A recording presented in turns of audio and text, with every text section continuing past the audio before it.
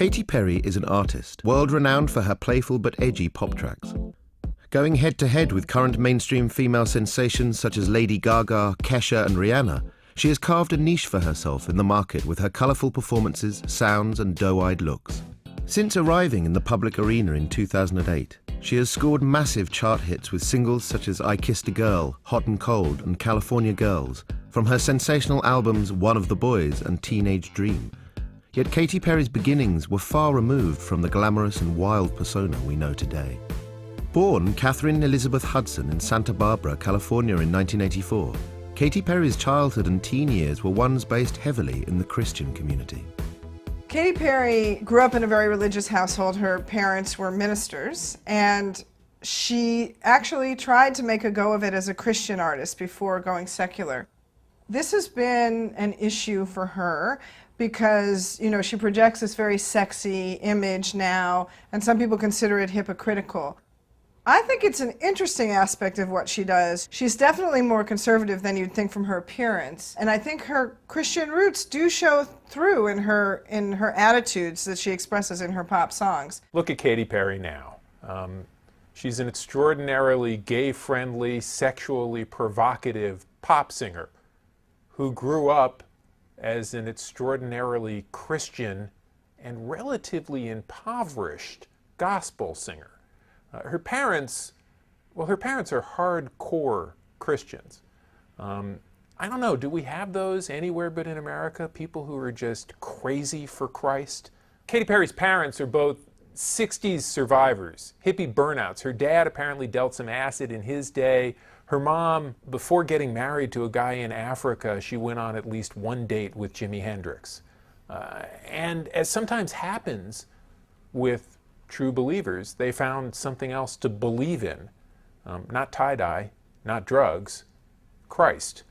And so that's what Katy Perry grew up in, a house where she wasn't allowed to watch television, she wasn't allowed to listen to secular music. If they made deviled eggs, they called them angeled eggs. It's wrong to judge other people's beliefs, but this is a little weird. It was a bit strict. We weren't allowed to watch certain programs. And we were never allowed to watch MTV. So Ever. Ever. There's a passcode on that. Although the passcode was 1947 for a while. Which was our parents' year of birth. And so they would leave and we'd be like, 1947, Mom, Dad. When she was growing up in Santa Barbara, she was not allowed to listen to secular music. She was not allowed to listen to the radio. She was not allowed to wear certain clothing, go on dates, watch MTV. I actually did an interview with her once where she talked about smuggling in the Nirvana album, I believe it was Nevermind, and a Queen record that she was not allowed to buy because she wanted to hear rock music. Whilst dipping her toe tentatively into the secular world, the young Katy continued to attend church as well as learning to play guitar, and it soon became clear to family and friends that there was something unique about her. She seems to have had, when she was younger, a natural talent for captivating an audience. So when her dad was a preacher and she gave up to give her testimony in church, she seemed to do it in such a way, from what she's told us, that people reacted. She also sang. She sang gospel and was talented, had a voice. The young Katy Hudson's vocal flair attracted attention, and she was taken to Nashville at the age of 15. There, she honed her singing and songwriting skills and displayed her influence from artists such as Fiona Apple, as well as Christian rock singer-songwriters such as Amy Grant and Jennifer Knapp. She trended in a gospel contemporary Christian direction. And usually what that is bland, middle-of-the-road pop that's about love, so that you can listen to it and think, oh, that's a love song, but if you listen to it as contemporary Christian music, you think, oh, it's about loving the Lord. That's the love that you feel, the love that inspires you, not sexual love, not romantic love, but love for the higher power. She cut one record in Nashville. To the best of my knowledge, no one has ever heard it. And I think she's happy that no one's ever heard it. When Katy Hudson released her only Christian record under the name, it was a self-titled album, Katy Hudson, it was 2001, and it was sort of coming off the tail end of the Lilith Fair, Women in Rock era of music, when people like Sheryl Crow and Fiona Apple and Alanis Morissette were like the biggest female stars of the day. And there was definitely that kind of vibe, like a Fiona Apple vibe on the record. And that sort of carried into some of the music she did when she was gigging around LA. But it was definitely not what she's doing now. And it wasn't pop, it was definitely more like women in rock. Katy Hudson released her self-titled debut album in October 2001 on Christian label Red Hills. Unfortunately, the company folded shortly after, and only a few copies ever got out. In this way, Katy Perry is not at all unusual. The fact that she attempted to make Christian music and be commercially successful at it is like so many other young artists, whether it's half the American Idol stable or certain Disney stars. You would be surprised. Even Hayley Williams from Paramore, she's a Christian. She had this goal as a teenager that she wanted to be the next Amy Grant, which is funny to think that she would be anything, you know, like that today. But she was also making music in her formative years and still trying to find her path, and that didn't work out, so I think she kind of had to take another route. Well, I'm just always going to be continually writing because being a songwriter is probably your best bet in life for anything.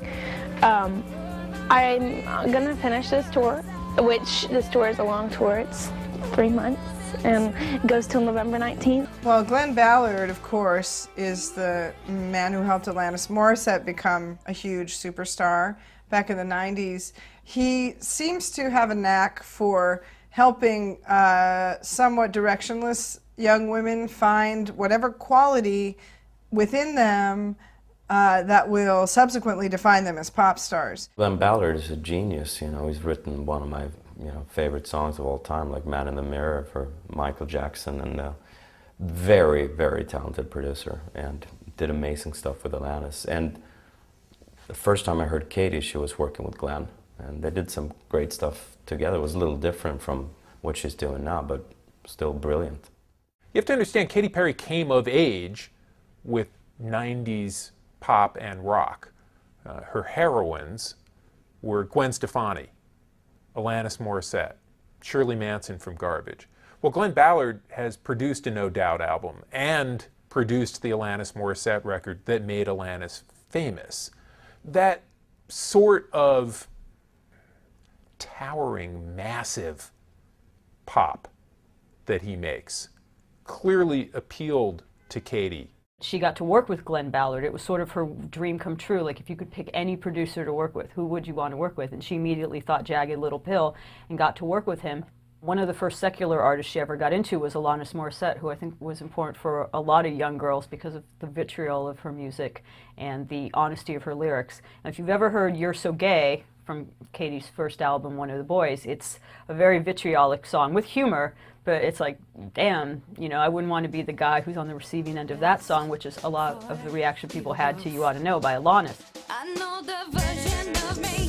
Is she perverted like me? Would she go down on you in a theater? Does she speak eloquently? And would she have your baby? I'm sure she'd make a really excellent mother.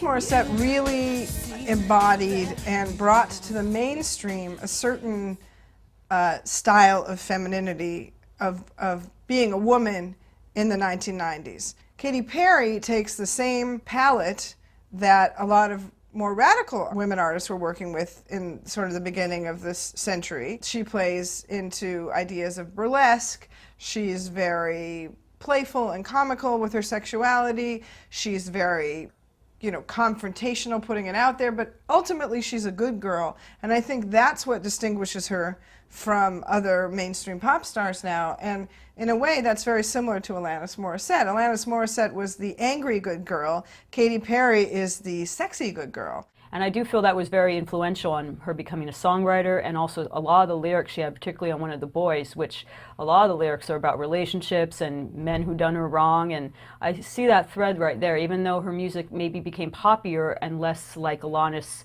like in terms of how musically it sounded, lyrically, and just sort of having that female voice, it's very obvious that Glenn Ballard helped her out with that. You're such a poet, I wish I could be Wesley Willis. My words would flow like honey, sweet and laid on thick. Glenn Ballard gave her a great sense of professionalism, tapped into her work ethic. Katy Perry is one of many young women artists who was a songwriter before she was a successful pop star. She learned the kind of back rooms of the Los Angeles music scene from Glenn Ballard, like working with professional songwriters, working with studio musicians.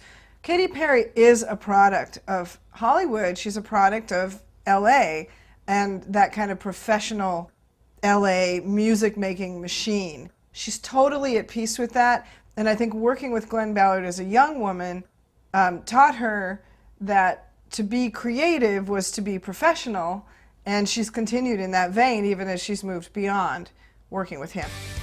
Perry had learned a lot during her time with Glenn Ballard, but in spite of her progress, she was deemed unmarketable and dropped from her Island Def Jam contract. Bouncing back, she signed a new deal with Columbia Records, and in 2003 the 20-year-old was set up with producing team The Matrix, who had worked with artists such as Pink, Avril Lavigne and Britney Spears. This is the kind of thing that a magazine does when they're looking for hot new artists. Occasionally we get it right, but not always. And the idea there was good music, attractive girl, proven producers who've made hits for others. This could work. And yet, I don't think in 2004 it was particularly clear the kind of record she was going to make several years later. Yeah, it was an interesting time. It was around the same time as this other artist named Bonnie McKee. Bonnie McKee was the same thing. She had sort of an outlandish image, crazy hair, crazy costumes, but she was a singer-songwriter, and Warner Brothers tried and tried to figure out a way to market her and use the internet to market her, and it kind of failed and everything got shelved. But ironically, Bonnie McKee co-wrote California Girls. So it's kind of interesting to see how both of their careers have taken off. But Katy didn't fall into that trap. When she first came out on Columbia, I don't think they knew what to do with her. It was, 2005, so Britney was still going strong. It was a little bit before Britney's meltdown. Even though we've sort of seen a full circle of music with women returning to that kind of crazy pop thing, at that time, women in music were sort of in flux. I'm trying to think of women other than Britney and Beyonce that were maybe Rihanna, that were doing well then. And Katy Perry was still like doing the singer-songwriter thing. She had a sound, it seemed like. She was talented, and I was impressed by, she knew what she was trying to get out of it, and especially vocally. A lot of times you're worried that the vocalist doesn't really have an approach and they don't know what they're going for, but I really got the impression that she knew what she was doing, and it was just about getting the right performance. There are people that wonder, okay, are the changes that she's made in her music, was that because she just wanted to get ahead? Was that her creative idea? Was that her pulling the strings? Or was it someone saying, like, if you want to sell records, put down your guitar and, you know, wear this cute outfit and sing about how you like to kiss girls? It's not like the internet didn't exist then, of course it did. But not the way it does now. MySpace was not what it is now. Twitter did not exist. Facebook was not what it is now. YouTube, you know, all of these things that we now take for granted as ways to get the word out there. And I think that was one of the reasons that maybe Columbia had trouble knowing what to do with her, because once she was on Capitol and she had a song called You're So Gay, which is hilarious. The first line of it is, I hope you hang yourself with your H&M scarf. All you had to do was seed that out into the internet and put it on all those sites I mentioned, and people would tweet it, they'd Facebook it, they'd email it, they'd IM it, because it was funny. And of course word got around, and all of a sudden Madonna's heard the song and she's talking about it. Then people are tweeting the audio clip of Madonna talking about how much she loves the song, and it just, you know, explodes from there. Madonna, you're on the air with John Jane Rich. I'm exhausted. Do you have something geeky on your iPod that you love that you wouldn't admit to many Geeky? people? Yeah, something that's not yours, but just kind of out of context for you. Well, I have a favorite song right now. What's that? It's called You're So Gay and You Don't Even Like Boys. That sounds awesome. That might be a song Have about you me. heard it? Is it? You have to hear it. Is it a children's It's by song? an artist called Katy Perry. Let me look it up. Look it up, Obi. See if you can find it. Oh, it's so good. Check it out on iTunes. Sounds like the story of my life. Oh, jeez, John. Katy Perry. I think an endorsement from Madonna is huge, especially when you have someone who's a bit controversial, and especially with the gays, let's face it. I mean, if Madonna likes it, and she's given it her stamp of approval publicly, and pretty much anytime she comments on anyone else in pop music, it's going to get a lot of press.